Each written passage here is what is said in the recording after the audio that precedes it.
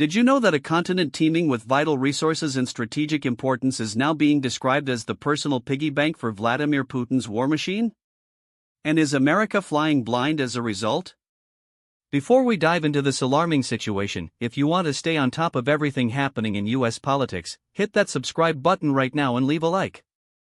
It really helps this channel grow. We're talking about Africa, a continent increasingly at the crossroads of global power struggles.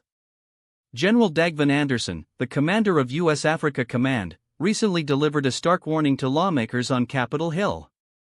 He testified that Africa has become Vladimir Putin's purse, a vital source of funds and resources to keep the brutal war in Ukraine churning. This isn't just about money. It's about a calculated strategy by Russia, China, and even dangerous terrorist groups to exploit instability and expand their influence across Africa. Meanwhile, a significant reduction in the American military footprint, coupled with the withdrawal of Allied forces, has left the U.S. grappling with what General Anderson ominously calls an intelligence black hole on the continent. Think about that for a moment, an intelligence black hole. This means America's ability to monitor emerging threats, understand shifting alliances, and respond to crises is severely hampered. The general highlighted that Africa is not just a theater of competition, it is now the epicenter of global terrorism. He painted a grim picture: ISIS leadership is concentrated there, and Al-Qaeda affiliates are actively threatening to seize territory and destabilize governments. This isn't hyperbole. General Anderson detailed a staggering 75% reduction in the U.S. regional posture over the past decade. Compounded by the drawdown of our allies, this has created a void that adversaries are eagerly filling. He emphasized a critical point: you cannot surge trust.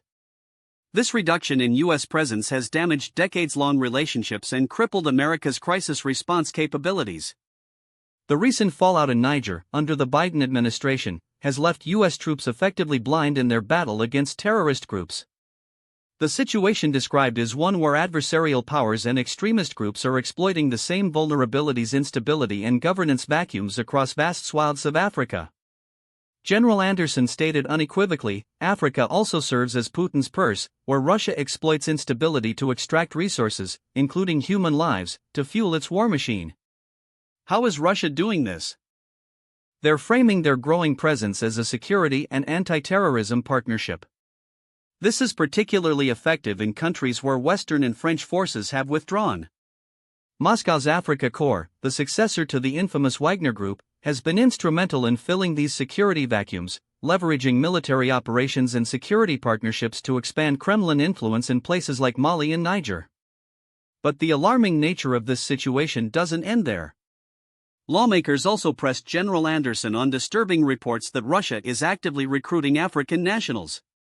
These individuals are often lured by promises of jobs and economic opportunities, only to be transported to fight on the front lines in Ukraine. Representative Mike Turner cited reports of up to 1,000 Kenyans being recruited through Russian-linked networks and sent to fight in the Ukraine war. General Anderson confirmed, it is disturbing how many Africans from across the continent are being recruited by Russia to fight in Ukraine. The implications of this are profound. Not only is Russia bolstering its forces for the Ukraine conflict with conscripts from Africa, but it's also deepening its influence and dependency across the continent. And the threat to the homeland? It's very real. General Anderson warned that terrorist organizations are capitalizing on weakened governance and shrinking Western presence, especially in the Sahel region. Today, the epicenter of global terrorism is in Africa, he declared. ISIS leadership is African. Al-Qaeda's economic engine is in Africa. Crucially, he added, both groups share the will and intent to strike our homeland. This isn't just about distant threats. Al-Qaeda affiliates are becoming increasingly capable of controlling territory and disrupting governments.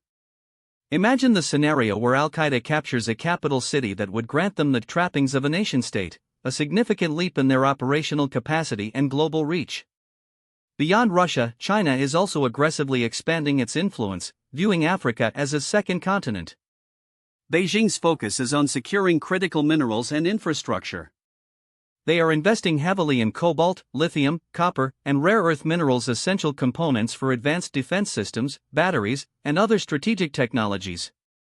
This strategic land grab by China, coupled with Russia's exploitation of instability, paints a complex and concerning picture for Africa's future and global security.